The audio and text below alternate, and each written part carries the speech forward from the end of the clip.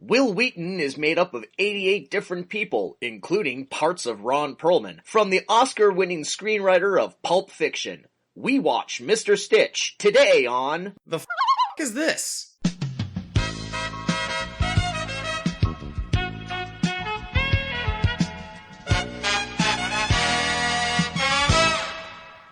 So I guess our guest will join us whenever the hell he's ready. Mm-hmm. That's very cool. Yeah. All right, cool. Just playing loose, playing fast and loose, and just no more improv. No more improv. Mm-hmm. I promise. Yeah. Okay, great. Yeah, it doesn't feel like we're improvising. No, it doesn't feel like we Never really does. You know, No. when you're a natural talent at it, like we are. You know, Yes. it just flows so naturally. God, we're so good at it. Naturally. Yeah. All right, do you want to start? Oh, aren't we starting already? I don't know. I think we're just doing kind of that conversational thing. All right, cool. Hello, however you wish to self-identify, and welcome back to The Fuck Is This, the podcast where we dive through DVD bins, sort through streaming apps to find the weird, the obscure, and the unloved. I'm Kaz Lesgard, your host, and with me always, he's funny, he's handsome, he's full of nougat, Jameson Rafter. Hello, everyone. I'm born from darkness and filled with nougat, apparently. That's right. Bullet forged in steel, Forged filled in with the nougat. fires of hell, next to the chocolate bonbons and the marshmallow peeps. Jameson Filled with soared nougat through the chocolate river, filled with souls.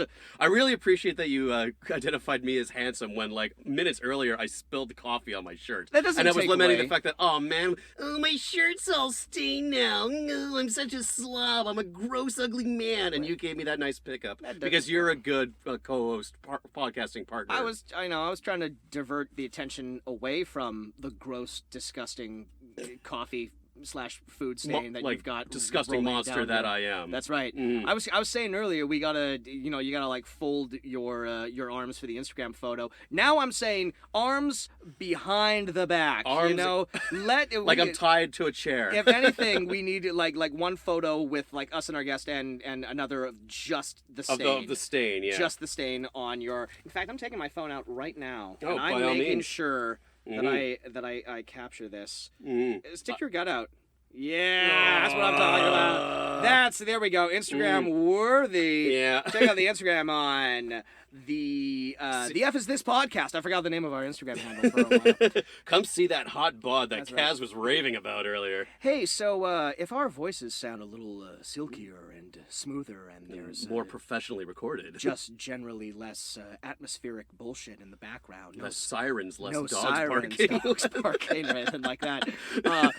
There's a reason for that. Jameson, what's the reason for that? Where are we right now? Tonight, we are hosting at Podstream Studios here in Vancouver. That's right. It's a field trip. It's a field trip. It's yeah. the first. We're on location. Fuck is this field trip? We're on location. At a professional recording studio run by my good friend Joel Flynn. Yes. Yeah. He was- Who is our guest? Who is somewhere Mhm. in this studio? Yeah, he let us in here, and then he like kind of like yes, we are locked into. Well, we're We're locked. not locked in. But no, Check. Are you sure? I mean, like, he just put us into the recording booth, and then he left the room. We are in a kind of left us small to our room. own devices. Yeah. This is a very night at the museum kind of This scenario. could go. I was thinking of a different movie. I was a less children-friendly movie. Mm. That'd be amazing if we just started and he just never came back. Yeah, I mean, We this is one way to get rid of us. So yeah, he's just left us to our own devices. We have no idea when he'll come back. So you are I we are trust left him. to our own devices until he shows up. I trust him. right. Implicitly. Well, implicitly. I trust him more than I trust my own vocabulary. Well, until he comes back, Jameson, how was your week? It's been kind of busy. In addition to just like, the regular 9 to 5, I've really started cracking on the Bigfoot cartoon. Yeah, how's that coming along? There's been like some hurdles, and I think a lot of it has to do with just like Kevin and I having like that, that time difference between like him being in Sure. Toronto, Yeah. me being in Vancouver. There was a lot of like technical mishaps between like our background art and our final recording stuff that probably would have been nice to catch before he moved away.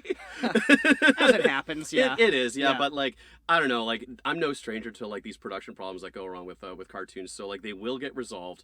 It's just that's what I got on my. That's what I'm working on right now. Very cool. But on a more positive note, I don't even know if I mentioned this last time we recorded, but I got a car now. You have a car. That's amazing. Yeah, That's great. Got myself a used Benz. You're gonna be that friend that everybody immediately calls. Or immediately hates because everybody hates a guy with a Benz. Do they? I'm told. Oh, what is it about Benz? Is it because it's German? I think it's And there's still that animosity left over from the war? there ought not to be. I think it's just because like they have like this air of douchiness about it, like rich Sure. douchiness about it. Is it a Mercedes Benz? Yes, it is. It is. And I've named it Mercenary.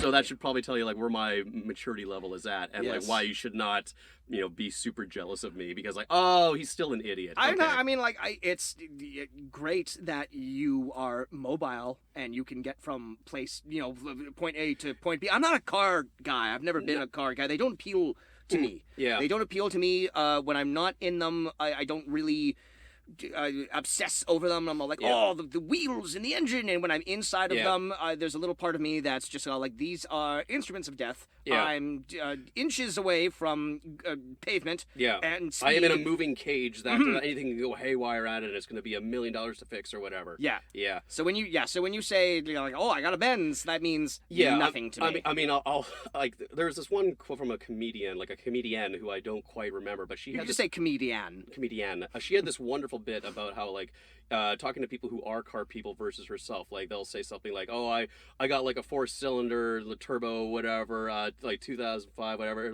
What you want a car? What I drive? I drive a white car." And I think like that kind of like encompasses like how much I really know about cars. Yeah. Like I had like this old like Suzuki Swift that was like terrible on gas, and it would actually no, it was amazing on gas. It would start on a dime, and the heater was wonderful. But if anybody else other than me was in the car, it would run like dog shit. To be perfectly honest, you're telling me about that car. I just have like a cartoon goat in my head, like blowing on a jug, just going like I have your every undivided time. attention. Yeah, you did. I was very focused, and I'm happy. Thank I'm you. happy for you. Thank you. I'm happy that you got a new. I'm happy that I have like another thing to spend all my money on. Fantastic. All right. I see Joel walking around. Ah, yes, Over yeah. there. So we'll just we'll introduce him right now. So our guest today is a gentleman who I have had the pleasure of knowing for many years. He is he's instructor at Cap U. Is he not? No, I'm not. Oh, you're not. Oh shit. Well, we'll just strike that. He is the founder of Rockyoki and the owner of Podstream Studios here. I'm actually not. You're not. Oh shit. Well, I'm none of those things. None of those things. Okay. all so of this maybe I don't know you as you're- well as I you're thought I close did. to All of some this is things. staying in. Well, you can correct the record. Well, is your name Joel Flynn? Yes, it is. All right, ladies and gentlemen, my friend Joel Flynn. Except when I'm on stage. It's Kool-Aid. It's Goulet. Yeah, so I'm not a founder of Rockyoki Live. I joined later as the host. Have you now? Okay. Yeah, so Eddie and Jarrett and Justin were doing it at the fan club years back. And The fan club, which is now the the Granville Granville Strip. Strip, That's which, right. Yes. which I may or may not have named. Oh. I mean, it's a It's good. sitting right there. Kind of, right? I mean, not to It's not sitting right yeah. not to devalue, like Yeah. what you came up with, but it does kind of write Yeah, itself. Kinda somebody right had there. So yeah, we were still playing at fan club, and word came down that they were going to be changing it to a strip club because they had a license that they had in their pocket there in case business wasn't as good for the live music scene as they wanted it to be, and that's Vancouver for you. So anyway, it's a strip club now. And when they gave me that news, I was like, "So you're gonna call it the Granville Strip, right?" The owner's like, "Oh, that's great." Yeah. We are now. Now we are. So, can I get any money for that? Yeah. Any money for what? To get in the door, maybe. I Yeah. don't know. Well, you want the naming right. You still Yeah. gotta have to force something over my way. Oh yeah, can you just like wave cover for me for like ever? I think I kind of do have wave cover. Anyway, that's a side story. But yeah, so I joined later. We were still pushing the band out there from corporate gig to corporate gig, not doing much of the public stuff, but we might be doing some public gigs coming up at Arts Club Theatre. Oh, very cool. Or sorry, at the Backstage Lounge. Backstage at Lounge. Arts Club Theatre. And later on the Granville Strip. Yes. It's all full circle. It's all come full circle. The Rockyoki band, which has a name. It's the Naturals. The Naturals. Yes. 500 songs on demand. Yes. It's very cool. Walking up to the studio today. You had a relationship with Jameson. As soon as you turn the corner, I'm like, oh yeah, he does this Rocky Oki thing. I'm like, wait, I know this guy. right. I've been there. I've done Gangsta's Paradise Yes, right. while on MDMA with a drunk woman that I never met seen before. again. Yeah, no. Hey, that's Rocky Oki. That's life. Rocky. Yeah, that's that Rocky Oki life. That's what keeps me going. Yeah. Right? Sex, drugs, and Rocky Oki. Well, Joel, thank you so much for letting us use the studio. Thank you for being Thank a you so guest. much. Nice. Technically, we're your guests. That is I guess actually, if you want to. no, you're the clients because you've paid the Sure. rental time. So All right. let's leave it We'll that take- way. We'll take that. Yeah, this is Podstream Studios at Main and Terminal at the Uniserve building. We share the space with our good friends at Horizon School of Music, and they use our soundproof booths to double up on their teaching times when they can. We use it for podcasting, such as what we're doing here, or vocal takes, or voiceover work, All your audio. audiobooks, needs. anything that requires a bit of quiet and you don't want to have a blanket over your head at home recording it. Yeah. Mhm. So there's a kind of a gap in the market, it seems like, for especially in Vancouver, because the walls are thin and just more and more people, and there's nowhere to go to even scream if you need to. Wow. I tell you, we've been doing this podcast for a year and some change now. This is the first time I've recorded one of these with headphones on my head, and I'm able to hear the playback as I'm talking. In an isolated room. I may never go back. This is This is amazing. pro. This Yeah, feels this is feels wonderful. This this feels feels like we're natural. legitimate now. Like, Yeah. It's not pro, it's pro until pro shows up. Exactly. Well, It'll do. it's so interesting because I remember when this was like in the very early days of inception, and you had shown me like like how like from small beginnings and like Yes. to where we are now. It's so amazing. Small pieces Yeah. growing into this. And it's Something that like, you built with your oh, bare hands. That's like, right. Yeah. Yeah, and it was a lot of.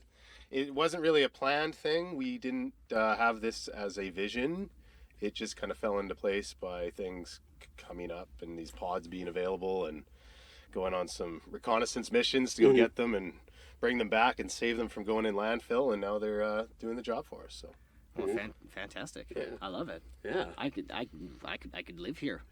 I could share it. radio folks, if live you in could see here. it, it would be amazing. It is amazing. We do have an Instagram page, so we'll take a few photos and There you throw go. them up on there for all the people who want to check that out. All right. All right, great. All right, cool. Well, hey, let's talk about the movie that we're gonna watch today. So, when Jameson pitched the podcast to you, you mentioned a couple of movies to him as possible recommendations, or just movies that we should check out. Yeah. And those two movies were 1993's Killing Zoe and 2002's The Rules of Attraction, which are both movies written and directed by a guy named Roger Avery. So, if you can remember, because this was months ago, what was it about those two movies that came to your mind? That you wanted to talk about? Well, Killing Zoe, I didn't realize was that. I guess that's right. It was 93. 93. Yeah. So that came out with the Tarantino, not just Tarantino, but True Romance. There's a set of movies there that supposedly had some interrelationship between characters. Yeah. And like Zed, the character Zed, which I'm not sure is the same character across the movies. Anyway, They just like that name. yeah, Yeah. Eric Stoltz played that character. He was a bank thief going over to Paris to meet up with somebody he went to school with when he was young, who's also a thief. And they have this crazy bank heist that they want to pull off, and all kinds of hijinks ensue because they go out for a night in Paris. It was really kind of like the era of stylish crime, Yeah. actioners, right? Yeah. Yeah, like certainly pioneered. Well, I don't know if it was pioneered, but like Well- Tarantino certainly popularized it, Yes. especially for that early '90s time frame. And it was a bit more. It was less of a dialogue movie than, but there is, I guess, it's got that similar Little Tarantino snappy quippiness to it. Yeah. Yeah. So and Julie Delpy, and I love Julie Delpy. Julie Delpy's great. yeah. From the Beyond, what is it? Before Whatever Ethan trilogy, Hawke. whatever you want to call those. Before Sunrise, Before Sunset. Yeah, all great. Land movies. Before Time. Land Before Time. Yeah. The French version. Yeah. Yeah, so she is in it. Eric Stoltz is in it. I can't remember anybody else. I have not seen it. That's a hard movie to track down. Oh, Tried to watch it it's before fantastic. the show today. I couldn't find it anywhere. So It's yeah, great. the search continues. Yeah. It's comparable in a way to later on Layer Cake. Layer Cake's a Ooh. great movie. Yeah, type of film. about bank robbers, criminals. Yeah. And then Rules of Attraction. I don't even know where that kind of. I think just rented it from a Yeah. store one night. Based on the and- book by Bret Easton Ellis. Yes, and Is so that- there's a connection between That in American Psycho? Yes. Am I remembering that right? Yeah. Big Brother, Little Brother. Yeah. They actually did have a deleted scene filmed for Rules of Attraction where James Van Der Beek calls Christian Bale. not Christian Bale but Patrick Bateman. Oh, and I don't okay. remember what actor they got to play because it's a deleted scene. Okay. Yeah, Mm. yeah. That movie I have seen. That's a really good movie. It is That's really just interesting a movie all about debauchery and just yeah. and College college kids, age yeah. days. I think it wasn't too long after it came out that I saw it, but it was good. And a bunch of stars now, right? Like Mm-hmm. Early before they were vehicle famous kind of for stuff. Jessica Biel. Jessica Biel's in Mhm. there. A lot of stars, but a Dawson lot of was people who were really big, I think, in the early 2000s, vampire but didn't guy. really go anywhere. Yeah, the guy from Vampire Diaries Yeah. and Oh, James okay. Van Der Beek and It's kind of other- like a twisted version of Dazed and Confused. yes, With all the actors very in much there, so. It also has one of my favorite movie posters, which is just a series of two teddy bears just in various sexual positions. It's a great one. I'll put Yeah. that on the Instagram there. I will. Yeah. Oh yeah, going all over the place. Yeah. So that was the other movie, and I think why that came up was I don't know. We were talking about I think I was just pitching you the idea of the podcast where we just watch like very obscure, hard to find movies that have Yeah. like some famous people in it, like maybe in the early days of their career, or That just like makes movies sense, themselves that were like kind of like really baffling or hard to follow, or overlooked ones from yeah. similar. Okay, that makes sense. Yeah. So no, I've not seen anything else from Roger Avery. I'm not sure what happened. Well, you are today because I took that as a challenge and I dug deep and I tried to find the weirdest and most obscure movie that Roger Avery was attached to, and I succeeded because today's movie is 1995's Mr. Stitch. Okay. Now, I'll tell you all about Mr. Stitch in a second, but first, for the people at home, I got a little history here on our old buddy Roger Avery, and I'll just run through that real quickly here. So Roger Avery is a writer and director from Flynn, Manitoba. What? No way, really? Damn straight. Canadian. Whoa, a local guy, I like him. All right. He might have been born there. He might have grown up in the States, but we'll I imagine anyone we'll claim born in him. Flin Flon would want to get the hell out. I guess ASAP. far away. I don't know. I I've like never the been name to Flynn Flon. Yeah. Appeals to me for some Yeah. reason. I'm not sure. So yeah, Roger Avery, writer and director, who in his younger days was a clerk at a video store called Video Archives, alongside another up-and-coming director, Tarantino. damn straight. Oh shit. So That's they're- I was wondering if you knew the That's the connection when you were connection. talking earlier, but no, okay. these guys are fast friends. They collaborated early together on pretty much all of Tarantino's early screenplays have some Roger Avery Influence additions. Component. Okay. Yeah, there's been a lot of discourse over what parts of Tarantino movies Roger Avery might have had a hand in, because they wrote a ton in their early days together. They wrote a screenplay together called Pandemonium Reigns, which went through various editing, and it eventually ended up as the script for Reservoir Dogs. Okay. And Oh. there is also some Avery sprinkled throughout True Romance and Natural Born Killers. Yeah. I looked around on the internet to see if I could find like someone who said like what part of this did Roger Avery write. I couldn't find anything. If it's out there, maybe I'll talk about it some other time. But yeah, no, he's had his hands in most of Tarantino's projects, most notably in Pulp Fiction. Pulp Fiction is the one movie where Roger Avery contributed so much. They had no choice but to give him a writing credit on that. If you look at the credits for Pulp Fiction, it's actually credited as stories by Roger Avery and Quentin Tarantino, screenplay by Quentin Tarantino. Okay. But because Cool. there's so much of what Roger Avery wrote in Pulp Fiction, that means when Tarantino walked up to get his first Academy Award for original screenplay, Roger Avery was right next to him. So he was an Oscar-winning boy from Flin Flon. Right. He's Mhm. the This is hype the man. boy. Birds of a feather. Okay. Birds of a feather. That's right. Yes. So yeah. So he's had a bit of a career himself. He directed Killing Zoe and Rules of Attraction. He's done a lot of script doctoring for some other movies. He's got some screenplay credits on other movies. He wrote the screenplay for the 2006 film Silent Hill, Oh, really? which I actually think is a very underappreciated video game movie. It's one of the better video game adaptations. It really is. Not the sequel with Kit Harington, the original, but that's that one's actually not bad. Okay. And he also co-wrote alongside Neil Gaiman, of all people, the screenplay for Robert Zemeckis' 2007 film Beowulf. Oh. That Wow. that All kinds of weird things motion going on capture in type these, deal yeah. thing. Yes. Yeah. So that's Roger Avery. Now, unfortunately, no conversation about Roger Avery would be complete without mentioning that on January 13th, 2008, Avery was arrested under suspicion of manslaughter and DUI. No. Just as I was about to sing this guy's praise. Oh, no. Following a car crash where a passenger, Andrea Zini, was killed, he was charged and pled not guilty to gross vehicular manslaughter and 2 felony counts of causing bodily injury while intoxicated. Ooh. And he was sentenced to 1 year in work furlough and 5 years probation. But after making several tweets about the conditions of his stay, he was sent to actual prison for the remainder of his term. So, learn when to keep your mouth shut. Yeah. As we're here This on the prison- podcast. This president I'm in is too good. Yeah, so the person who died was a passenger in his car. I was Ooh. trying to find any sort of like relation to, all I could find was that this person who died was on his honeymoon. His wife was in another car. He was in the car with Oh. Roger Avery and his wife. Roger Avery's wife got injuries, but this passenger died. So I don't know what their relationship was. I don't know if they were friends or if they just met at a Right. bar and it's like, Yeah. hey, let's keep going drinking. Obviously, that's, like manslaughter. No one means to commit manslaughter. Is that true? Is Yeah, that I a think true that's fair to statement? say. Okay, yeah. Part of yeah. its definition, So, I think. obviously, that's a tragedy. Obviously, it weighs on somebody when that happens. When you hop on Twitter and you complain about, like being a celebrity and not having to go to actual jail, maybe that says something a little bit about your character. I don't know. At least the judges are following up. We don't know what the judges are like anymore in these days. So. Yeah. All right, Anyway, cool. let's not get political. Yeah, Let's not get yeah. political. Yeah. I wanted to bring that up because I think this is either Got it. the third or fourth movie now that is made by We seem to someone. have, we seem to have a trend now where like Who's a someone involved in the legitimate production, criminal. yeah, it's like Some scandal. it's like either in prison for like a violent crime or like a misdemeanor. Like, yeah. And looking over the list of movies I want to do on this show, I'll just tell you it won't be the last. Yeah. So I So I have a question, though. Yeah. What is this most recent film? his most recent film actually came out last year. No way. It was a film called I have it written down here.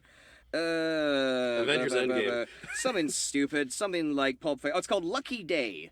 It's like another crime thriller. It stars Crispin Glover and some other actors that I'm not familiar with. Currently has a Metascore of 18. Ooh. So that's probably good. Future episode potential. Basically, yeah. So today we're watching Mr. Stitch, and before we go into that, let's meet the cast. So this has another very interesting 5 group of people, names that I want to mention, probably some others that other people have heard of, but the main 5 that I want to mention. So Mr. Stitch, the cast, we have 2 people who have appeared on this podcast before, not in person, but in movies. We have... Can I take a guess? Sure. Danny Trejo. No.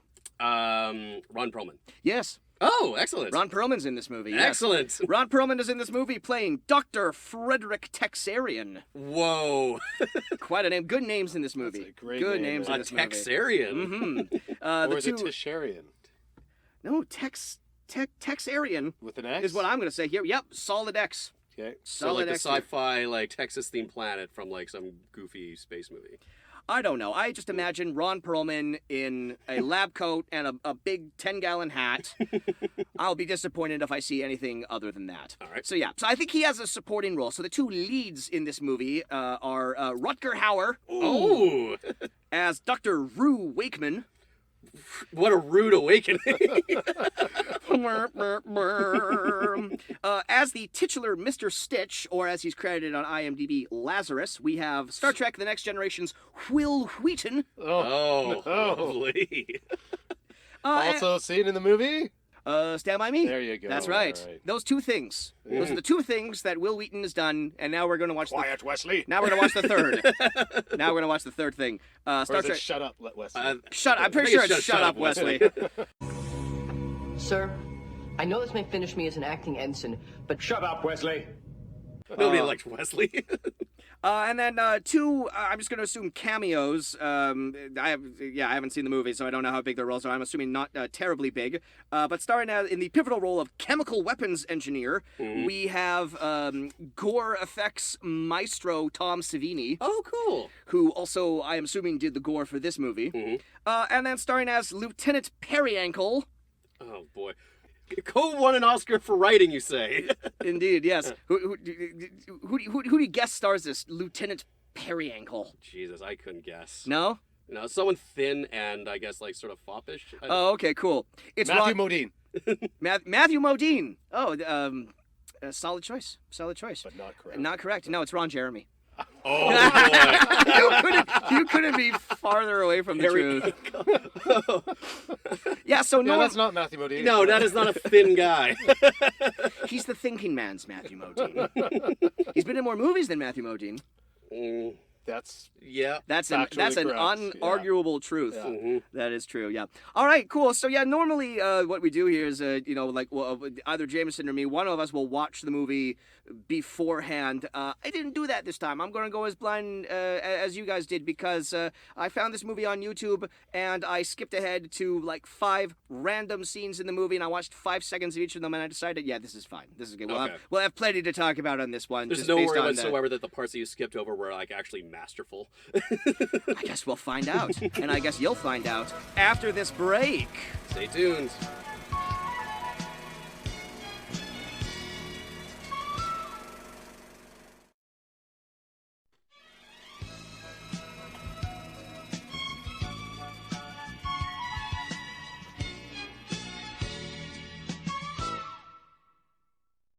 And we're back. Welcome back. Welcome back. Yeah, a stitch in time, Steve's. I forget what how the rest of that was. God, I am. Wow. Yeah. I said before we got here, like I kind of feel like maybe I want to go into a lot more of these as blind as you guys. God, I am absolutely going to do that. What Again, a trip. Fuck, I am so glad I didn't watch that ahead of time. That movie was a journey. That's It was a journey that barely went anywhere. It was a journey that mostly stayed confined to one room. one room. And to a TV sci-fi drama. Yeah. It was. Yeah, gosh, I mean, Christ, where to start? Well, yeah, okay, so yeah. Let's go back. Let's go back. Let's go all the way back. We watched 20 minutes of it. Took a short little break there. So I just want to go back to that first 20 minutes. You went on a beer run. Yeah, I did. Which was a very good call. Yeah, because I don't know if I'd be able to be here right now. With This was a real stop and start kind of episode. Yeah. So it started out. The first thing noticeable was the French titles. Yeah. Now, we found out like as we were watching the movie that this was like Filmed primarily in shot in France. Nice. Yeah. Yeah. Yeah. So I'm not sure if that's like an artistic choice. If they, I mean, it was an unnecessary choice. I don't know who that French, benefited. and they are stylized, like they are like written out in like fancy handwriting and everything. So Fancy French handwriting. it definitely feels cursive like is the way. I think it's the way you want to put it, but yes. we're making art here. Yes. We need like Cursive. fancy Killing Zoe was obviously, well, maybe not obviously, but it was set in Paris. So does Avery have some, pun intended, French connection? Oh. I mean, like, yeah, possibly. Avery could be a French name. I I'm mean, not like entirely when I looked up that the movie was shot in Nice, my initial thought was, oh, how do they rope Rutger Hauer and Ron Pearlman into this? Trip to Nice. France. Nice. It was a trip to France. Yeah, you guys want to be in like this like crazy movie? This script looks like the scribblings of a madman, and you've written it on a cocktail napkin. And here's this movie, Killing Zoe. Watch this. It's shot in France. It shoots in Nice, though. You know what? Okay, well, I haven't been to. I hear it's nice this time of year. Yeah. That's clearly why everyone signed up. It's great. It's one location. Yeah. So yeah, Mr. Stitch, like it makes lots of allusions to Frankenstein. Like it name checks Frankenstein numerous times. Like it's not for very direct and like obvious reasons. It's not a metaphor at all. They flat out say, yeah, we're doing Frankenstein, but it's Yeah. like We are weird building a and person everything. out of the body parts of several other people. Oh, 88 my- other people. specifically. Interestingly, though, the Doctor, played by Rutger Hauer of Blade Runner, Mm. at the beginning of it, there's this kind of, wait a minute, they're creating Replicants. replicants, except now it's Rutger Hauer Mm-hmm. as the Doctor creating these non-real Yeah. people. Yeah, and what a So- turn. You know, I've always said that, like, Was that an intentional Live, casting live call long. to- Live long enough to see yourself become the person creating replicants. I've always maintained, I like, the suppose. person who plays, like, the best villain is someone who has, like, played a hero in a previous movie. So maybe that is, like, an interesting callback to, Was know, that his career. an intentional callback? Mm-hmm. Was Rutger Hauer the villain? He wasn't a Though, nice guy. Is the thing He- because you think that he has top billing, Mhm. and you think that it's all gonna build up to like the big like moment where it's like, oh, we have to, and, you know, like, oh, Dr. Frankenstein created the thing. He disappears. He disappears. And He's the put like in the his time. Yeah. He's collected his check. yeah. Yeah. And the final like scenes of the movie were thrown. Yeah. A brand new villain who's amazing, Yeah, by much the better, way. Yeah. I have Let's no. pause that. Let's Yeah. not Yeah. get to him Oh no, we're yet. not gonna get there Yeah. immediately. Yeah. But That is wow. that's why I kept going back to that. There's a later scene coming up, radio folks, with the two cops. Oh, God, Talking we will about- absolutely get into those two Yeah. times. I want to talk about like divide it up. I want to talk 20% two cops, 20% floating giant eyeballs, Right. like 80% Prius versus dune buggy car chase. And then we can't. Let's break down what Mr. Stitch is and who Mr. Stitch is. Right. All Let's go back to the. Let's go back. So, to the near as I can tell, he is a secret army project to build, like, the ultimate super weapon He's, based on, like, just collecting a lot of assorted body parts from, like, war veterans. And He's like Weapon X and yeah, Wolverine. yeah, he is. Yeah, he's, Except fucking stupid. And looks like Gautier he does. He looks like and Barf. yes, Yeah. Gautier, not Jean-Paul Gaultier, but No. Gautier, that singer-songwriter from almost That song almost that a drove decade ago. All of us crazy. I like that song. It's a great song. I like that yeah. song too, but Yeah. they could have played it less. True. I mean, like, in terms of, like, songs that they play over and over again, you know, like, that one I don't prefer. But no, so thanks Mr. to that, Stitch, we have it our was frame one of those reference. songs, yeah, just a little side note here. yeah. Where you hear it over and over, like the Sneaker Pimp song Mhm. and Pumped Up Kicks? that Pumped Up 600? Kicks? Oh, it 600 is. grand? Okay, Oh, yeah. sorry, no, I confused those two. I want to hear Sneaker Pimp. Doing Pumped Up Sneaker Pimps has a great song. It called, does like, sound like a No, great they have a great song, Yes. 6 Underground. Yes, that's a great song. Yeah, Oh, yeah. okay. So I did not mean to throw that one into confusing. However, at the time of that Gautier song was like all over the radio. Yeah. I mean, I'm working in San Francisco, driving, radio's on. And we've got a new remix of Gautier, the dance version. It's like, come on. Yeah. I don't need It's not another really version a of this dance song. song. No, they No, made I another agree. version Right. of the song. But they just also to play hyped it up, I believe, at the time as like that is the #1 like summer jam of the year. And it's Yeah. like, no, this is not a summer jam. I don't like this song at all. It just was Mm. overplayed. Mhm. And so you push it out of mind until you see a movie like this. Mr. Stitch. And then it it comes- all comes right there's back. your frame of reference. Someone that you used to know. I'm personally still waiting for Well some more. done, Joel. That took a long time to get there. Anyway, I moving on. appreciate it. Yeah, moving on. I'm still waiting for Moving some moving more. on to the plot. He also looked like Barf from the movie Spaceballs. Yeah. So like that's the thing. Like the creature himself is just this like jigsaw assortment of a man, where like he's different skin pigmentations, and there's really no consistency to form whatsoever. I made the like he's got this. He's not like, even scary. No, he's got like this one Dalmatian eye, like Yes. Barf Which from is what- yeah. Spaceballs. And it's Yeah. Wil Wheaton. Yeah, It's Wil Wheaton, Wil Wheaton. It's In a- Wesley Crusher. Yeah, in a bad wig and like a million different skin tones. We are made to believe that he is constructed out of 88 separate people.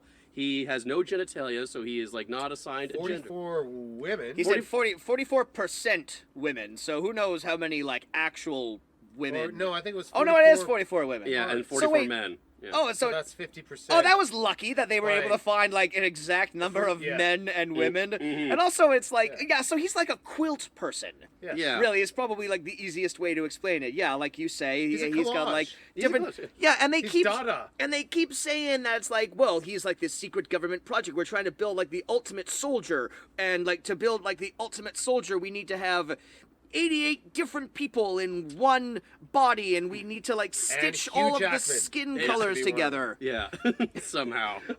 Yeah, he looks like you say, he looks like a cross from John Candy from Spaceballs, and the music video from somebody that you used to know. He's standing up against the wall, and he's got all the things on like a it. piece of art. Yeah. Yeah, Once you and- see a photo of what Wil Wheaton looks in this movie, you know exactly what we're talking about. That is exactly what it looks like. Hideous. You're fantastic. You're the most wonderful creation of all time. You're an improvement upon nature. You are sublime. You are all men.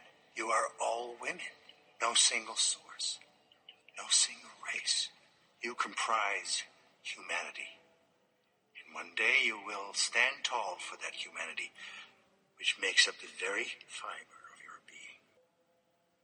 Where are my sexual organs? You have none. I want to talk about the metamorphosis, because he doesn't start off the movie looking like that. No, And he he's a starts out- blank slate, effectively. He starts out like just like mummified, looking like the Greendale human being. You said it looked like the Greendale human being. I was thinking when I was watching it, like, what does this look like? What does this remind me of? Have you ever seen the commercial for Little Baby's ice cream? No, it doesn't come to mind. No, it is probably one of the most like surreal and disturbing things. There's good reason for my glistening skin. And how I shine. And how my pores are so clean and clear. I eat little baby's ice cream. But yeah, like, so they point out that like he's gender fluid. He has no real Well, he's identity. not gender fluid. They've taken away his genitals. Mm. So he. But then he says, I'm just going to identify myself as a man because like I'm built like But a he's a man. eunuch. He's a eunuch. He's got no downstairs parts. You know, I mean, you can be a man without a penis nowadays. In today's 2020 society, perhaps not back in 1995. Mm-hmm. I kept waiting for the reveal to be that one of the many collage of people that made up Lazarus, aka Mr. Stitch, was Ron Jeremy, who we didn't see in the movie. We might have seen him I at was some afraid point. you were going to make that connection. Yeah. Right. What part's that made out of? Right. Not the gut. The ear. Mhm. Yeah. Yeah. Get Yeah, your so mind they- out of the gutter, people. The movie did have a very Melrose-y place kind of feel to it, like Southern California set. Was that? Did you get that from the stark white room with with nothing in it, with All the of floating Yeah, eyeballs? it was just George Lucas's THX. Yeah, Pretty basically much. for most of it. Yeah, that's Yeah. all it was. But yeah, so like he wakes up in like this, I guess, laboratory room where he is like in all bandage. There is Rutger Hauer with his two lab assistants and a floating eyeball who's just there gawking at him. And the floating eyeball never shows up again, right? No, That's it. he- Well, it's in like the first part of the movie up No. until he smashes it, Yeah, and then we. I mean, it's there prominently. Yeah. It's like I made the comparison that it's like a bird or a bee that flew into the room. Well, it's and like it's just a hanging out in there. It's like a security camera. It's like a floating security camera that they've decided to make corporeal and flesh, because when he smashes it, when Mr. I'm just gonna keep calling him Mr. Stitch. When Mr. Smitch, when he smashes it, we can see that it's like a robot. We see that it has like wires and like smoke inside, but also just goo. It's Yeah. just filled with It's very goo. Cronenberg moment. It's there. extremely Cronenbergian because and Trying then to get in on that whole thing, but and then- on a TV movie level rather than a... and then later on, Rutger Hauer brings in like the Dream Machine, which is where we find out that Wil Wheaton has like a little auxiliary cord in his neck Right. that he just Mini never jack. noticed before. Mini jack, It's yeah. got Yeah. a mini jack Yeah, plug-in, very Matrixy. which we no longer even have on our phones. No, you have to buy an Guy adapter. doesn't have Yeah, he has to buy an genitals, but he's adapter got- for that. Yeah. He's got a hole in the back of his head. But yeah, he hooks him up to the Dream Machine, and he has this nightmare, and he doesn't like it, so he smashes the Dream Machine, and the Dream Machine is filled with goo. What year is this set in, and why do all technology? Why is it all filled with goo? Why is everything filled with goo? Is my first big question. That was my big question just watching the Alien franchise. It's like, why are all the androids filled with like, milk and goo and stuff like that? I think that makes a certain amount of sense because they wanted to give the appearance that this was like They were more flesh and fleshy blood, and and they were humanoid, walking yeah. around, so they needed some sort of liquid inside of that. And I guess that answers the question with the eyeball, not just like the Dream Machine though, but But I the don't eyeball was effectively just a floating camera. Yeah. Yeah, that was its purpose. It could have been a drone camera. And it's Yeah. just but it's just shaped like as an eyeball. it just like it's always like hovering around Rutger Hauer in the It's early always scenes. the pupil is always dilating, so it's like its function was just to be an eyeball. But why make it an eyeball? Why not just make it like a floating camera? Yeah. Because it's weird looking. That's why. We just got why- fucking. Why was there a closet with chemical weapons? Oh god, that's another whole thing Yeah, we when he gotta like escapes get the down. lab. Why is this? Why he's just labeled chemical chemical weapons? Chemical weapons. Not even a lock on Okay, the door. we're gonna get to we're that gonna get to because that. I have lots of things to say about this room full of doors that all have placards. But like, yeah, why that? Why does Mr. Stitch seemingly sleep in a transforming bed that kind of looks like a fedora, while fucking like Sauron's fucking like grad school cousin is floating around outside of him? You know, like the eyeball is wild. Yeah. I was waiting for like Ben Stein to walk in and be all like, "Dry, itchy eyes." Call back to an old eye drop commercial, kids. That came out long after this movie came Yeah. out.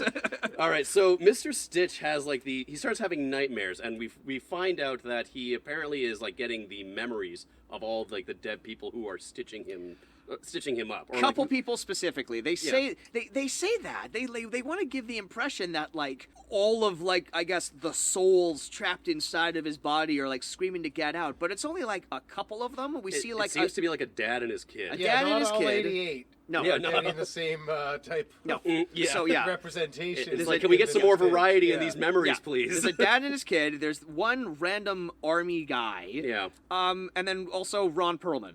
Ron Yep. Perlman is inside of him. Yeah. Yeah. Because he was the original doctor who worked on the project, and then I guess like he had some moral complications with it, so like the head guy killed him and then made him part of the experiment. Did I get that right? Because like I was like half paying attention through most of that stuff. But like, so there's like a brief moment where, because we keep flashing back to the dad and the kid, which is it's the most like amazing like cliche thing ever. Like the dad and the kid are in the car, and the kid's like, "Did you get like mom like an anniversary present?" "Yes, I got her this diamond." "Diamonds are amazing, aren't they? They used to be cool. I love your mother, and I love living." "Oh my god!" And then they die. Diamonds can cut glass. Now they try to like cut themselves out of like the burning wreckage. It's our only hope. Yeah.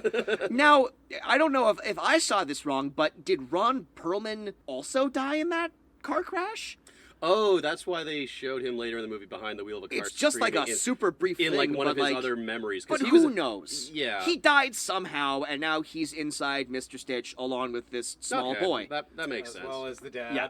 Yeah, And 44 women. Yeah. yeah. And some other guys. Yeah. Would it be like I was just like And then Mr. Stitch shows up at his mom. Well, I mean at that's mom's jumping a place. lot, but I mean like Sorry, yeah. I'm jumping ahead. Yeah. Well, no, but he does. Yeah, he goes and he tracks down. And yet, even though Mr. Stitch is compiled from 88 different people, he's entirely recognizable as either the son or the husband to the wife when he goes to the door. No, he's not, because and this was something that I Or pointed. just was she scared because of his? Because he's This monster. was something that I pointed out too. Yeah, I mean, like they keep making all these Frankenstein illusions, and it's all like, oh yeah, he's meant to be a monster, and then later when he escapes from the lab and goes on his rampage, we're meant Nobody to think, notices him. oh, there's a monster on the loose. But the thing is, like the design of Mr. Stitch, it's odd. Like if you saw Wil Wheaton walking down the street with his patchwork quilt face, and his long hair, like that, just like it looks would like make it's you part of other stop. people. It would make you kind of stare at him and be all like, huh. But But you- like, yeah, there you wouldn't and be I too watched- many people going like this woman like freaks out and starts like screaming at the top of her lungs, and then she faints. You and I watched another Frankenstein movie, Frankenstein Unbound, where he was just like this weird-looking, hideous creature. was a monster. Yeah, where like weird parts of his body were bulging out unnecessarily, like his shoulders were like they're all not bony this and guy. shit. Yeah. No, this guy's like just out of Dead he's or Alive video. Yeah, he's Wil Wheaton with like like a paint job on him. Yeah, but and then eventually like he calms the woman down and like says things that only like the husband and the son would know, and he shows her like a cute little photo, and she's all like, "Oh my God, you are my son and my husband inside the body of Wil Wheaton." Yeah. So that's the type of movie we're working with today. All right, so at one point during the whole science procedure of like just monitoring Mr. Stitch, we are introduced to Dr. English, who I guess is this there to be the replacement of Rutger Hauer, so he can leave the movie. Nia Yeah. Peebles. Nia Peebles. A singer from the 1990s, apparently, on my Wikipedia search. Oh, there we go. Okay. Yep. All right. Yep. There's a couple of other like names in this movie that aren't necessarily like names, but like you've definitely like recognized them in things throughout. Like a guy named Taylor Negron shows up at one point, and he's like another like scientist, and he was one of the wacky foreign European people that joined Chevy Chase and Demi Moore in Nothing But Trouble, Dan Aykroyd's classic cult comedy. You picked up on him right away. Not seen it? You don't need to see it. It's worth a watch. You don't need to see it. It's pretty good. First movie Tupac was in. Okay. That's true. Let's file that one for future viewing. Yeah. Do yourself a favor and miss it. So yes, so the monster is created. We have like the evil father figure, Dr. Frankenstein and Rutger Hauer, and then he brings in, the pretty young female scientist. The psychologist who for reasons. I think because he starts having these nightmares, he brings her in to sort of like figure out like what's making him tick, and like she discovered like through hypnosis that like all these like different memories or whatever are like living within like in his body simultaneously, and during her whole hypnosis thing, she finds out that Ron Perlman's character is somehow in there as well. Yes, and she didn't know that until she Yeah. hypnotized him. So I think maybe was hypnotizing him her way of trying to find out that Ron Perlman was inside of him? Did she already know? Oh, what a mind trip. Because the other important thing to note is that they used to, her and Ron Perlman were dating. Yeah. Did Arnold before. Schwarzenegger actually go to Mars in Total Recall? You'll never Or know. was That's it the an whole imprint? thing. This is a really smart. That's a smart movie, and this is a smart movie because it raises a lot of it questions. raises a lot Raises of these questions. questions. Any movie that You know, raises this many okay. questions has to be smart. Let's on a fair point here. At the beginning, before seeing how this all went into crazy and sideways, Rutger Hauer is talking to Mr. Stitch. We're calling him Mr. Stitch. That's the name of the movie. Well, For some reason, they but- called it Mr. Stitch, and no one refers to him as such in the movie. I thought Rutger Hauer was Mr. Stitch until I realized he was a doctor, and then it should have been Dr. Stitch. But now we're calling Dr. Stitch is his father. At what? But this is important. Because at the bebeginning, they're talking about Mr. Stitch raising. I heard about this Jesus. Who is this Jesus? Yes, I wrote that down. Yeah. He said because they're talking about the Bible. Yes. And it's a fictional. It's a fictional book, and Rutger Hauer is saying like. Kind of dismissing. Like it. only Yeah, two yeah, fictional yeah. books exist. One is Frankenstein, which I don't have a copy of, and the other is the Bible. Bible. Yeah. You can read the Bible. At this stage in your development, we only want to teach you like factual stuff, like scientific like matters and. But they're talking about the Bible, and he says, "No, it's one of the guards." Just casually says, Jesus Christ, this guy's ugly or Yeah, whatever. exactly. I have no reference point for this Jesus name. and then Mr. Stitch says, Jesus, is it And they give him the scatological? Bible. Yeah. He asks, is it scatological? Which is like, that's the first place your brain went to? That's and when you don't have. Remember, this movie is 1995. You can't Google scatological just to make sure you know what that word means. I haven't even looked that word up, but I'm not quite What is confident I Rutger know Hauer what it means. teaching this guy Yeah, it's not right super, off the bat? It's not super clear how Mr. Stitch learns things. Like, Yeah. we see him get, like, a couple of books. Also, Well, he's got that. he's got the jack thing. in his Yeah, head. he's got the thing, Jack, yeah. A couple of things I want to go off of the whole Bible thing. Just really quickly, though. At what point in time did you realize Rutger Hauer wasn't Mr. Stitch? Is it when it was revealed that Wil Wheaton literally is a stitched man? Oh yeah. Because that was my first, I realized my it first hint. As soon as they just announced, that, like, oh yeah, you are pieced together from like 88 different people, I was like, okay, well that's got to be Mr. Stitch. Yeah. Yeah, well, when Rutger Hauer started to be less and less, Stitchy? well, the point of the movie, right? Right. Okay, so now he's a secondary character. Yes. But had the movie continued to work around the Doctor and his ideas about stitching people together, then I was thinking but it's of not Stitch. his movie. No, It's the monsters movie. Yeah. Rutger Hauer did his scenes. Yeah. and He got rode the around fuck on a out. scooter, and then he scooted his way out of there. But that point about the very early stage with the Bible, gives Mr. Stitch the Bible, doesn't give him Frankenstein. And I was like, okay, so what's going on here? Rutger Hauer's character is basically God, and Mr. Stitch is Jesus. like Well, his he's Lazarus. son. Well, but before he That's what he calls pulled the himself. name Lazarus, Yeah. I thought he was going to go Jesus. Yeah. Because Rutger Hauer's character would have been God, and this Yeah. is the son of, right? Sure. Yeah, So I thought the movie was going to go in that direction Mhm. in terms of God creating this thing that then comes back. And anyway, I think you're like that'd be overthought too all smart that. for this Yeah. movie. I think.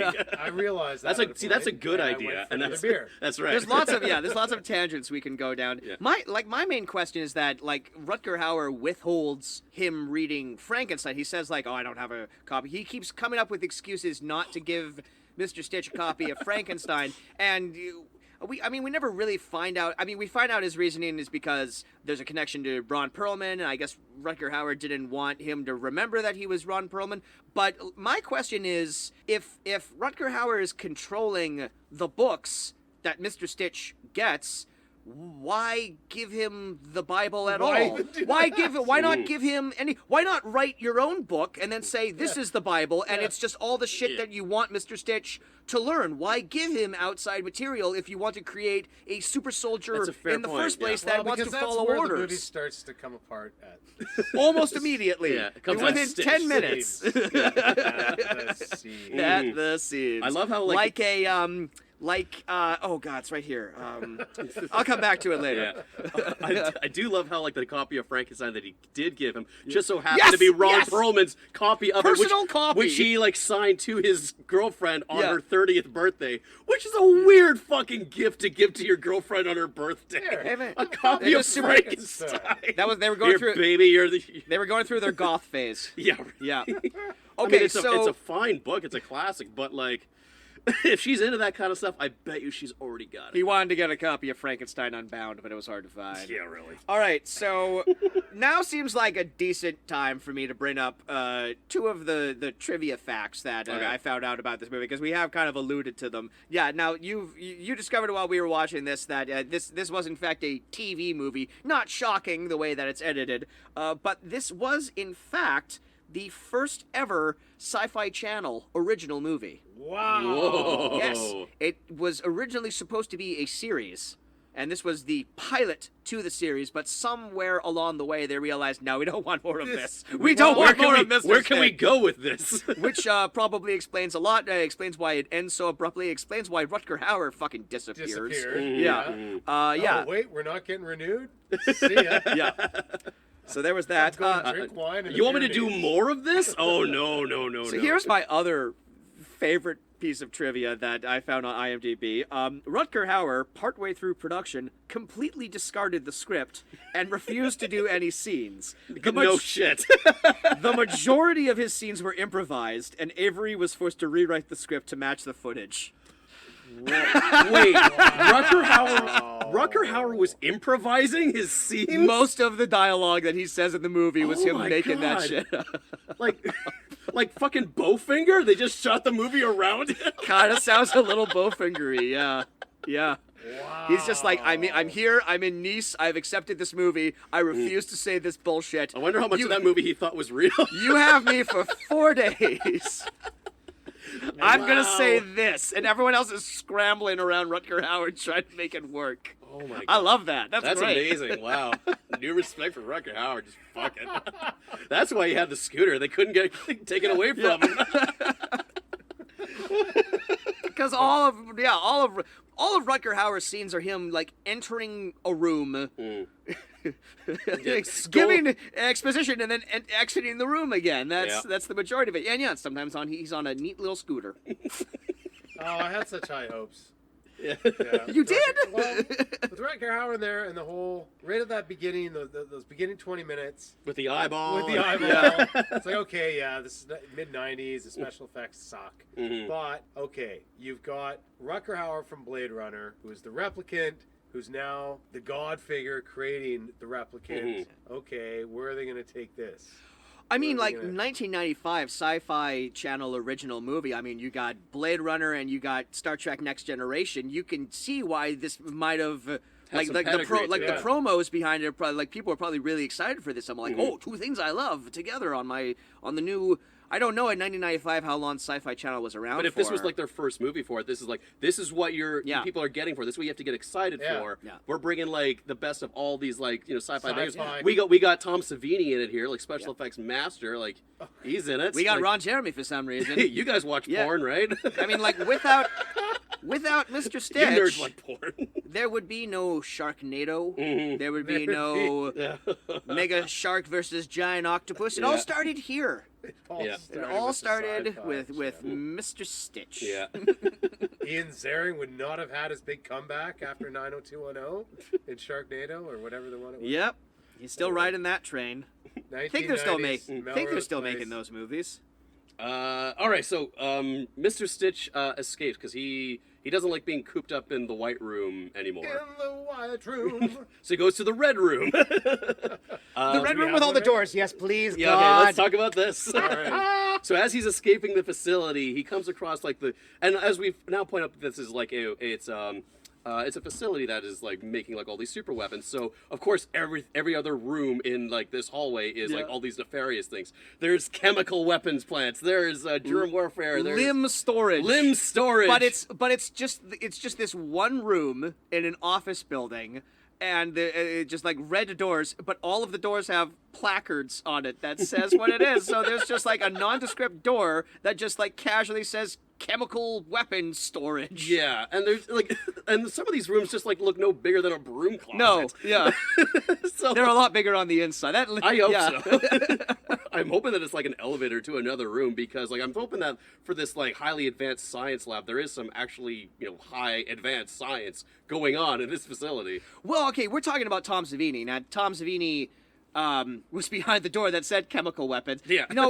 For playing Should have said Tom Savini. For playing a character that is named Chemical Weapons Engineer, he had a bigger role in this movie than Ron Jeremy did, whose name is Lieutenant Periangle. Yeah. So I think we noticed him in one flashback scene just as like a non-speaking dude. Yeah, in a as corner. like a military doctor or something. But yeah. as I mentioned before, like Tom Savini also played, not played, but he was the special effects guy for this movie. So yeah, he handled all of the gore. And what I have to imagine is probably the coolest effect in this entire movie is when Mr. Stitch goes into one of these rooms and they see they're making like another new version of him, but they've got like a heart hooked up to a monitor. They've just got like the lungs that are filling. Yeah. They got the heart that's pumping, and they have the one like the one head Yeah. that has like the cranium exposed and the eyes are moving and it's breathing, and that is a very good. It's great. Effect. It's practical. It's clearly all done with what's the word I'm looking for here? Not prosthetics, no. but like a robot. Like it's like because the eyes move back and forth, the jaw moves and it opens. Yeah, I mean like it's something that you would see at like Universal Studios, But I mean, really effective, really good. It's a good practical effect. Like for people who don't know creepy. who don't know who Tom Savini is, like he is a master at his craft. Yes. And like he did all of the George Romero stuff. Yeah. Yeah, he helped create like the idea of like zombies, how we understand them today, because he did all of like the gore and the practical effects on Dawn of the Dead. Yeah. And like you would hope that any like small budget horror or sci-fi filmmaker like who knows their shit and with any kind of street cred, they will write a role for Tom Savini, and he just seems like he's happy to do like roles like this. I bet he's got some great stories. He seems a really cool guy. Absolutely, yeah, his the one acting role that I think most people probably remember him from, he played Sex Machine in From Dusk Till Dawn. He had the cock gun. Yeah. So and he's got like a little cameo in this. Yeah. For anyone wondering why he's been so quiet lately, Joel has left the room. He has wandered, as is his wont. I mean, it's his fucking. It's his place. He can I know, go, right? Like... he can like get up. It's just I just found it funny. We were watching the movie and he just got up and like left for like 10 minutes. I'm all Whatever. like, cool. Yeah, I'm sure he's got. I'm sure He'll he's be back. I'm sure he's got stuff to do. He's not gonna lock us in here. You know, he's just a rambling sort of guy. He may come back. We're not sure. We can't see outside the spot. He may be around the corner listening to what he's driving us. Look, there's two things I really want to talk about. I don't like. You want to wait for him? I kind of want to wait for him to come back because I'm sure he wants to talk about them All as right, well well, too. let's- So let's pick one. Let's take a little break. Then. Oh, you're gonna take a little break? Yeah, sure. Maybe Wait for him just to come edit back. this out. Sure. Yeah, yeah. We can No talk worries. about. Actually, I'm gonna run out here because my beer is on the outside. Oh yes.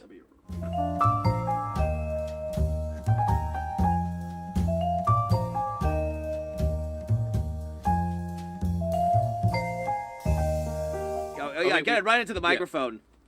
Yeah, there Sounds we go. good to me. Folks, I stepped out for a beer. That's all right. We've been bullshitting. We haven't been talking about the movie though, because All right. two amazing things are coming up, and we knew you wanted some insight in it. So let's talk about the two cops. These fucking guys. So this happens right near the tail end of the film, Mhm. probably at its penultimate moment. Yeah. So Mr. Stitch has escaped, and he's trying to track down, I guess, the wife of the wife / mother, and also Dr. English, who's been fired. I guess Left the project or yeah, whatever. left the project Yeah. or whatever. So he's running around, and we had to we went back and we watched this scene a couple of times just He's to running get. around at night Yeah. in a white trench coat Yeah. or something to that effect. Yeah, to disguise So him. He's so. noticeable. Yes. I mean, I love when he's escaping because he's just wearing white hospital scrubs, But and his then face on, is still and then fucked up. on the way out the door, he sees like a rack of white lab coats. So like, better be inconspicuous, and he just puts More more. white. And so like, brilliant. No one will ever know. But yeah, he gets This to works Dr. so well in my white room. Yeah. It's all I've known. It's all I've ever known.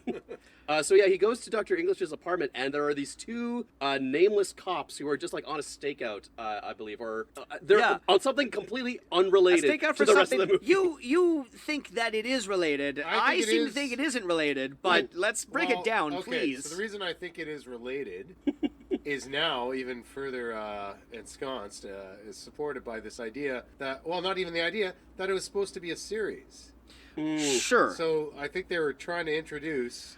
Oh, the some wacky cop little- character? The wacky some- cop side characters? No, not introduce the cops, but that there's this Overarching like killer out on like a Dexter type of Oh, Okay. and then like a That later is- episode, Mr. Stitch will go head to head It with the is serial Rutger killer. Hauer. Sure. Rutger Hauer is the one who's Okay. Right. He's like the Scranton Strangler. It's just sort of like this It has background. not been revealed yet. Yeah, okay.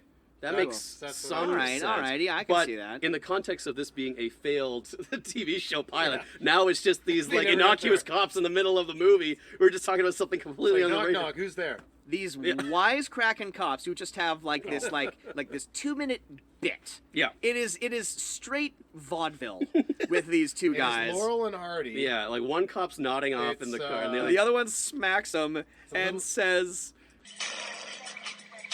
Hey, hey! Keep it frosty, deputy dog. "Keep it frosty, deputy dog." And they're in a French Yeah.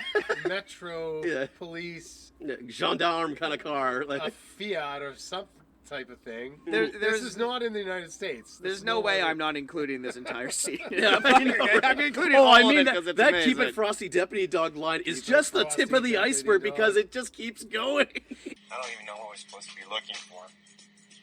A man's a maimed vet just back from the Mexico oil wars. You know what he likes to do? He likes to stalk beautiful women and then run a razor blade right across their faces. It's a sick world out there. That's exactly why we gotta get him off the street. So do me a favor and stay alert. You don't call me Eagle Eye for nothing, you know. Hey, I'll Eagle Eye you. How about that? Let me tell you, by the name Rookie in the dictionary, there ought to be a picture of your face. So I They're don't not know very if they're good cops because making they don't those- notice Mr. Stitch running Oh, behind yeah, them. run Like- right behind. It is like It's- I refuse to believe that those two guys received any direction from Roger Avery or anyone. Like they got to like the filming late, and they got there on like the first day, and they found out that Rutger Hauer has been walking around saying his Improvised. own They shit, took the and they're role. all like, well, we've can been do that. we've been working up like a bit in like the makeup room. Yeah. Like we've just been like working like yeah. I have like a good like 5 minute like makeup- set here. yeah. Get this. I call him Deputy Dog. Deputy Dog. And the makeup person's like, you guys are so funny. You should do that in the movie. They absolutely thought they were going to get a spin-off series with like just the two of them. Dumb cops. Yeah. Yeah. Tonally, they're completely different from everything else in the movie. And It's- at one point, you guys had mentioned, like, when do you think this movie became camp? And I was like, I don't think this movie is trying to be camp. But then as soon as Mr. Stitch leaves the facility, it becomes straight camp. Remember when the fucking car went over? Do I ever? I will. Over the cliff? When I am The car having a went over hard- the cliff, the listen. truck went over the cliff. Listen. and it- When I am having a hard day and I have I have a stressful job, I got worries and stuff like that. Next time I'm having a hard day, I'm just gonna think about that car chase. Cause my God, that just made me so happy. So they throw what's his name? I don't even know who that guy is anymore. Yeah, the guy who says, gets- "You will burn in Yeah. infinity," and Little hell bow is tie real guy. and you will burn there. yeah, and Yeah. then he just Now get out of the car. What do you mean get out? Open the door and get out of the car. If you relax and go with it, you will break fewer bones. Now go. There is a hell. There is a hell and you will burn in infinity. So up until this point, it's important to note that Mr. Stitch hasn't killed anyone yet. He's injured a ton of people. He hasn't straight up murdered anyone. That's about to change. yeah. Because the truck goes over the cliff backwards. Not only that, launches, Launches. I mean, like that's some up for a serious- couple of yards, like Reverse torque going Yeah. back there. over the ravine. The best part. We don't And then explodes explosions. in a skull shape. Like, Where did we're that not come from? we're not making that up. It's not that like the CGI smoke like kind of Looks like a skull? vaguely resembles a skull. No. No. The car explodes and then a cartoon skull fucking like comes up for like half of a second. It is the worst special effects. I think. And the best. It's amazing. Oh my God, that fucking skull Like- cloud. Some Disney villains don't have a death like that, where there's just a billowing smoke plume in the shape of a skull. What were they thinking? Because that wasn't like an established character. It was just a random goon in a dune buggy that went over a cliff, and somewhere in post-production, someone was just all like, Let's make it a Skull cloud! Skulls are Throw real." skull cloud in there. Why not? It's amazing. Oh my God, I laughed so hard when It was that happened. so amazing. It that was so that entire good. car chase was amazing. Like as you guys were like laughing your asses off at that, you wanted to look up like, oh, where does this movie take place? Because they were filming around like the French countryside. Yeah. While you guys were looking at your phone, there was another scene where like an ATV crashes against a tree, and the dude just like pushes himself out of the windshield. Like Yeah. he doesn't shatter through anything. He just sort of just like bowls his way through it. Yeah, for That fucking Prius versus dune buggy car chase was scene. awesome. Yeah, for something that started off as I guess like a series for Sci-Fi Network that didn't work out, so they cobbled it together. They stitched it together into a movie. I don't know why we haven't been making that joke every 5 minutes. Why have we not dropped the? Well, it's an interstitial connection. But for like something that didn't necessarily have like a terribly high pedigree, like amazing stunt work, really good Yeah. stunt work, pretty good practical effects. Yep, you can like, thank Tom Savino for that. Yeah, like a weird budget It's all in the- some it's the- areas and no budget in other Yeah, areas. it's Yeah. like the entire opening White Room stuff. Like, Oh. how much did they save on set? They did not have to spend anything on that set. It's an hour and a half And yet- movie. Yeah. Charitably, And an yet- hour is just in this white room. In the White Room, at that point where he's having the fight, where the guy gets his nose Yeah. cracked open, Yeah. and they throw some like streams of I don't know whatever it is. Yeah, it's a taser. Lasso- Yeah, taser, yeah. A taser, yeah. And it is like the worst looking CGI. Oh yeah. Yeah. And you think, if I didn't have to spend on the set, We can make this look really cool. Reasonable CGI effect on this taser thing. Now this- Anyway, I expected too much. That's right. I have to put into context that it's the same time that Wil Wheaton is on Star Trek Next Generation, and Tasha Yar is getting gobbled up by some silly-looking CGI lava tar thing. I'll take your word for it. Is that right? I think you're right. Yeah. Am I right? Am I pulling that? I'm not Star sure. Trek reference Yeah. there? I No, thought we I'm were not doing up on Star my Trek not up on references. my Star Trek references. Well, that it was was- like it an was a old big Star episode. Trek reference. So, Oh. Next yeah. Generation. Mm. It was the end of. I don't know. Whatever her name I'm working was. my way through Picard right now, and I never grew up Oh, I watching gave Next up on that. Generation, so I'm very lost right One now. episode, done. It's not very good, right? It's not very No, good it's not very at good. all. It's I actually like. I've terrible. heard in like in episode 3, he finally gets like a ship and a crew, but it's just kind of like, you kind of lost me now, though. Yeah. It doesn't know what the hell it is. Yeah. And we can have our own podcast on Picard. Leave it up And for our Picard. let's Welcome not- back to Picard let's not Slam. that whole Picard thing. cast. On today's episode, Yeah. Jean-Luc does something fucking stupid. Cool net. How annoying would it have been to be Wil Wheaton on this movie, and you have to say you got to get that makeup put on every single day? Because that does not look comfortable. It looks super, because it's so specific, and the makeup I honestly changes think they from shot scene to this in one scene. Like, I don't think he had to go back in and get it He done clearly again. did, because in one scene, he's sitting there and he's talking to Rutger Hauer, and like the next scene he's talking to someone else, and like the makeup on his face Kinda like isn't where the patches switch a consistent. little bit. Yeah. It's, I mean, like, it's not like the case where they're like, oh, there's like a black spot here, oh, now it's over here, Oh, but it's God. like There was that one it's patch. just not the same. It didn't Well, maybe carry it over. was like adjusting to his development. Who's morphing around. It was just slowly melting It's off like of his face. Tectonic plates. Right? I made the observation that like there was one patch like under his nose that looked a little too much like a Hitler mustache. That is true, And yes. then like as soon as I noticed that, like every time they showed like a close up of his face, it got like smaller and smaller. So I bet you somebody else noticed that a little too late. So that was maybe like 1 day worth of dailies, and they said like let's go Yeah, back. he's an evolving character. That's true. Yeah, he was a fleshed out, well-rounded character. that's right. Yeah. I liked You know how- who else was a great fucking character? Oh, Yeah. General Hardcastle. General Hardcastle. Hardcastle. Surprise, the actual villain Yeah. of Okay. this movie. So so this is a character. He's the guy who like runs this whole like secret weapons operation. He had one scene where he was like announcing his displeasure of like how the project was going and Yeah, like it's how a like boardroom Ron scene. Perlman's a fly in his ointment or whatever, and like it was a long scene and I wasn't paying much attention, and like General Hardcastle seemed like a really boring character, so like I didn't care one iota about this guy until I see him until again in the movie. he comes back, And- I mean, the first thing to notice about General Hardcastle, I mean, like he's got a general uniform, he got like the medals and everything like that. He's got like a dad beard. Yep. And so, like, I'm pretty sure the military doesn't allow just like 5 days worth of stubble. Yeah. You know, that's not really really up to code. Yeah, and like he had a couple of lines, but there was like really like nothing to go off with him. But then the next time you see me, you clue in like, oh, this guy's a Confederate general. Yeah, I don't know. And then he act- dials yeah. up the villainy to like a fucking 100. This- and my yeah, like, God, was he villainy. amazing! Oh my God! Villain monologue is just like off the. That's far enough, right there. I could care less who you think you are. But aren't you supposed to be one of our boys? I mean, really, son, all this high profile running around is not good for any of us. It's not good for you, it's not good for me, and it's not good for our country. This is VX nerve gas. I know what it is! So what? Gonna drop it on the ground and kill us both? Is that it? Well, let me tell you something, son. That vial you got in your hand is property of the United States government.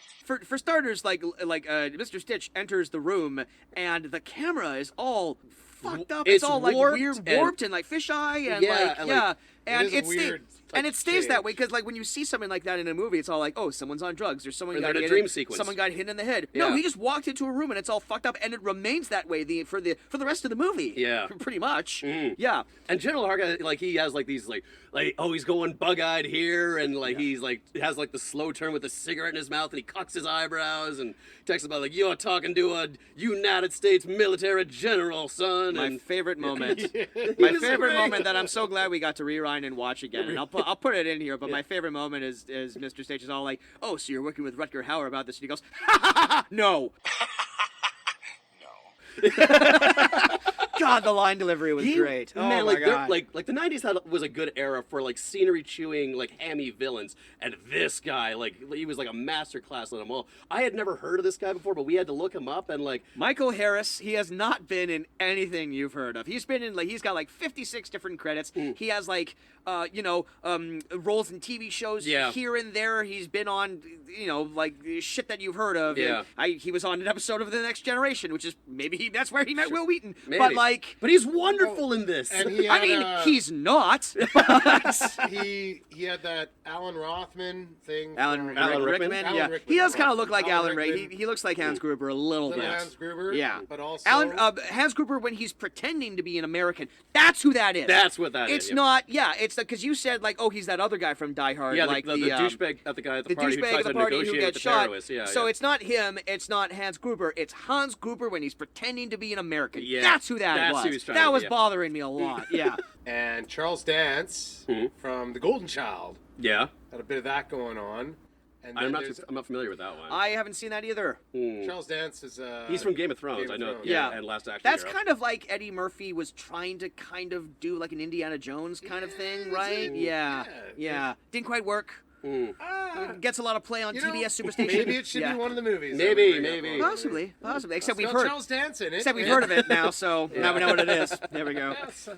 Well, I maintain that Segue. Michael Harris was wonderful as General Hardcastle. I agree. He wins the acting. He wins the Oscar for best acting in this movie. Best character in this movie. Yes, I agree. Yeah, you put in as many of his lines in this.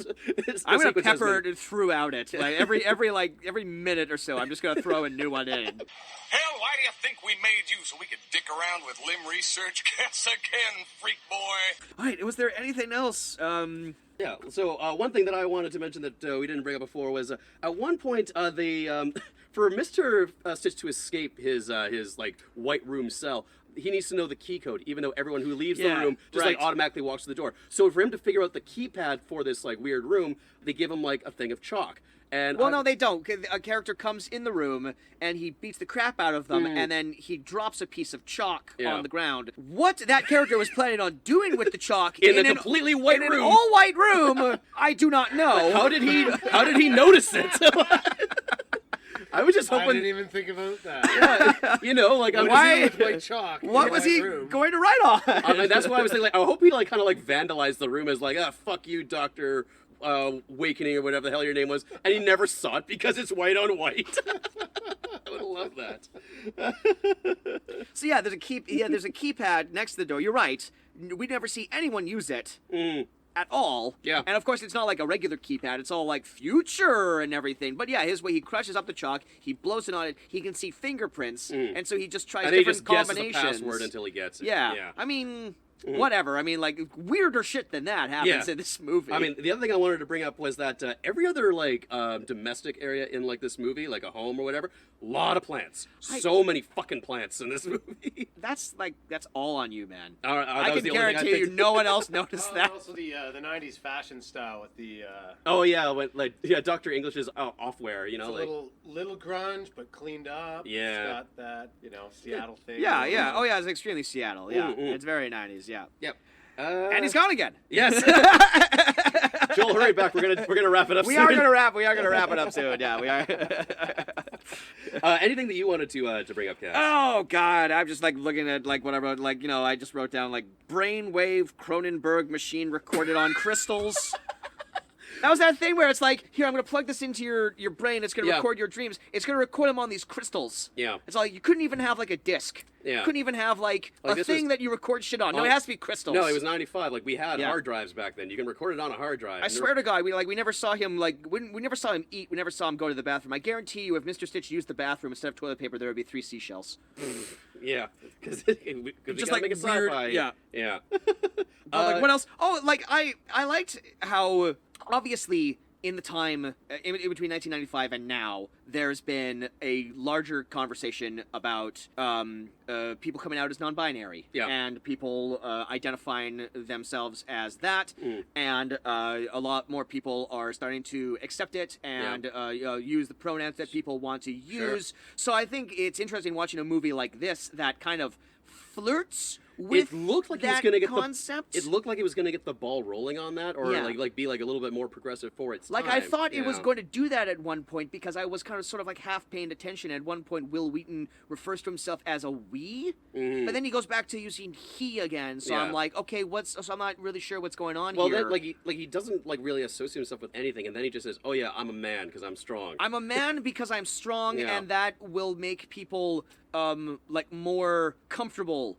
with me. And it's Yeah. like, why? It's like, because Frankenstein. All right, cool. I guess we're moving on to the next weird thing that we're seeing here. Yeah, But I liked all the allusions that they kept dropping in. I really liked the fact that he was 44 women and he was 44 men. I liked how when you look at his body, like when you look at his hands, like some of them are like Yeah, black. one has like fingernail polish Yeah, on it. yeah. Some of them are like black fingers. Some of them are white fingers. One of them just straight up has red nail polish on it. It's like, look, I get the idea here. I get that he's like, you took like a little chunk from each of the 88 people and you stitched them together somehow. Nail polish fades. Like Yeah. you don't just put that on a finger and that's the finger that you have now. Like that's also that was a press-on nail as Yeah. well. So like it's ostensibly a fake nail that he Yeah. could have taken off at any point. Yeah, just like Donna the cashier at the diners.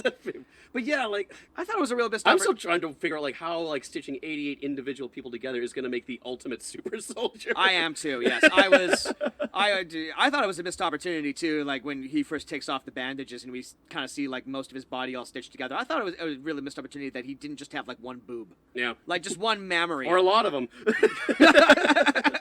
But it's like, half of them is women. Yeah. Why wasn't there a female nipple? Yeah. I don't know. All right. You gotta talk to Joel. Do you have anything that you want to mention that we didn't cover anything you before? want to. That we didn't cover. No, I think.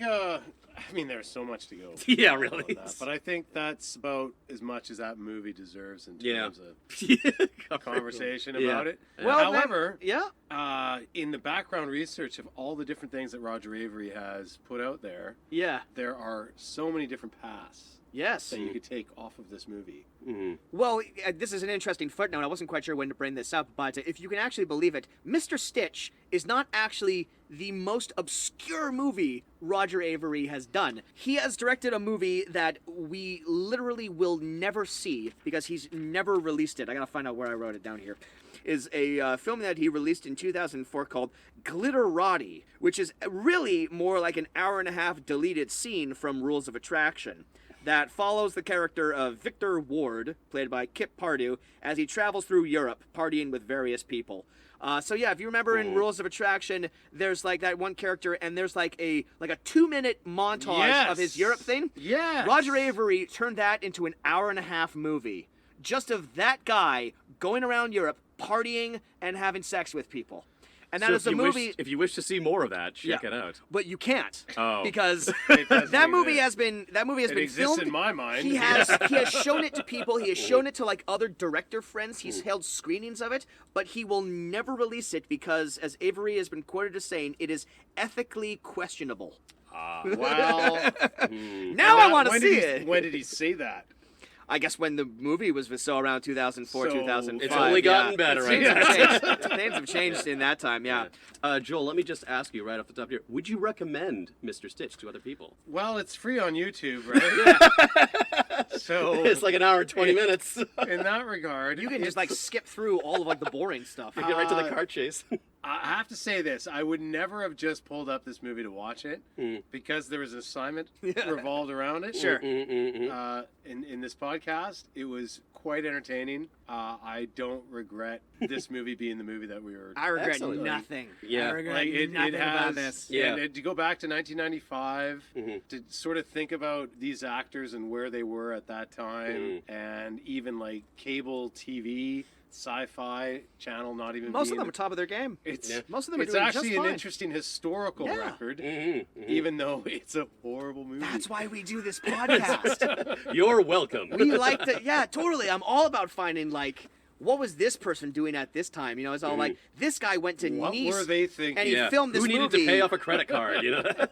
It's entirely possible Yeah. that because Pulp Fiction came out in '94, this movie was released in '95. It's entirely possible that like this was in like the post production while Roger Avery was getting his fucking Yes. Oscar, Yeah. and he They knew were- that they this were was gonna good. be his next fucking And it's movie. like, oh shit, That's wild. This one? Jameson, do you recommend this movie? I absolutely do. I think like I do as well. I think like maybe the first like 20 minutes are a little hard to get through because it's a little too like avant-garde for my taste. But Watch it the way once- we watched it. Watch it for like 20 minutes and then go Get a get a beer. drink. Yeah, Go for I a think walk. that break actually Yeah. worked out.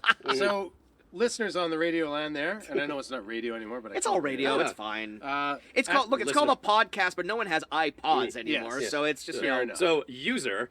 Yes, at that 20-minute mark, take a break. Yeah. Take a break. Yeah. Go grab a beer. Get a or stretch. whatever you need to do. Get a fresh air. And then come back into it, and it's going to start to go gonna be in wonderful. some directions. Okay, so have your avant-garde moment in those 20 minutes. End of the first period. Then see some like Second good intermission, sci-fi yeah, TV yeah, schlock. there you Yeah.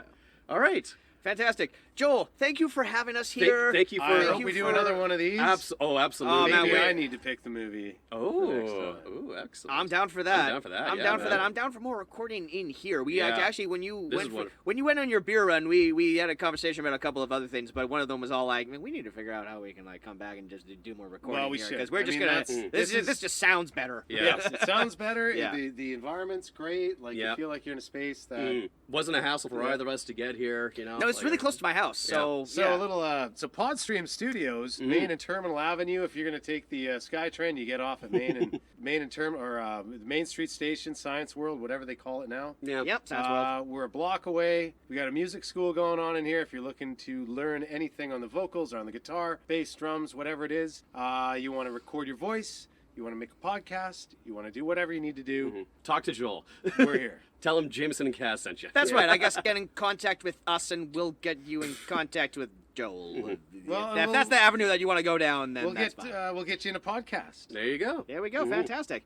Well, right. that's certainly a plug. Joel, is there anything else you want to plug at the end of the show? You got coming up. Live band karaoke, which might be starting up at some point or another, but we'll save that for the next podcast. Excellent. I'm just happy you guys were here to. We're make happy use to of the be here, space man. This and- is wonderful. That's I'm good. very happy. Fantastic. Saturday nights are actually a quiet night, Yep. so that's good to know. we don't need to always have to be out on the party scene on a Saturday night. We Yeah. can be doing something productive, Absolutely. like reviewing films. Yep. That the people will never see.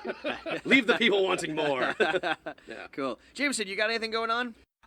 Yeah, one thing I'm into right now are my home team, the Vancouver Canucks. They're on the upswing right now, and not to turn this into like a big sports podcast or anything. Well, but, it's already a car podcast, so yeah, that's really. fine. Yeah, not really into your wheelhouse here, but yeah, they're at the top of the division as of tonight. They happened for the last week, and I can't say that about the team over the last 8 years. So I'm really happy the way that they're trending. I don't know if they're going to go far into the playoffs this year. If they do, but they seem to be moving in the right direction, and so I'm very happy about that. It's just nice for a while to enjoy something that loves you back. Yes. Thank you. And just so no one thinks that I'm just Mr. Dumb Jock or anything. The other thing that I'm Lots of people say yeah, that to me. but with all the stains on my shirt and Yeah. everything. One thing that I have been watching, and I encourage other people to watch it while it's still on Netflix, are the Ken Burns documentaries. They are going off Netflix at the end of the month. Oh, They are, okay. yeah. And I cannot say enough good things about them. They're just these very impassioned historical documentaries, very matter of fact. Yes. And they interview only these historians who know a lot about the subject, and they read articles and letters of the people who lived during those times. So it's very matter of fact. The historians can put it into modern context and what those things can mean. They're just wonderful documentaries, and I highly recommend everyone check them out. They're great listens. All right. Yeah. Little known documentarian Ken Ken Burns. Burns. He's on the rise. Yeah. He's he's gonna be very big. He's gonna be very big in a couple of because he's he's like the documentarian's documentarian. He just you pick a Ken Burns documentary, it's just literally called Baseball. Yeah. If anyone's wants What's baseball about? It's about it's all about of baseball. It's about the entire entirety history of baseball. Yeah. If anyone wants a good jumping off point, I highly recommend the one on Prohibition. I really recommend the one on the Civil War. All good stuff. Kaz, do you have anything you're into right now? I do. I don't have anything I'm into, but I have something to plug.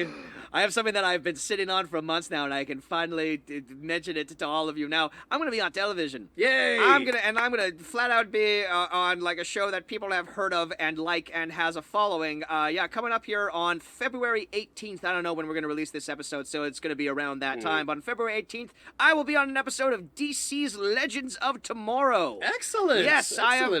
gone That's from amazing. some schmo with a podcast to actor who has been in a show that people have heard of. Excellent. With I'm a podcast. I'm happy for you, man. That'll be awesome. I'm very excited. It hasn't aired yet, so I haven't seen it. I won't tell you who I'm playing. It's really cool. I want to spot you in the episode, so don't you give me any hints. I told you last time we were hanging out what it was. Oh, yes, you did. That's right. Oh, yeah. It's cool. All right. So yeah, and I'll once it's out, I'll throw everything up on Instagram. So yes, please follow us on the Instagram at thefisthispodcast.com. Follow us on Twitter at TK at this. I think that's what it is. I don't even remember. Don't go on our Twitter. We don't have anything on Twitter. Twitter is like a cesspool of horrible people anyway. But check it out anyway. But check it out, follow us anyway. Let's see what all the fuss is about. Fantastic.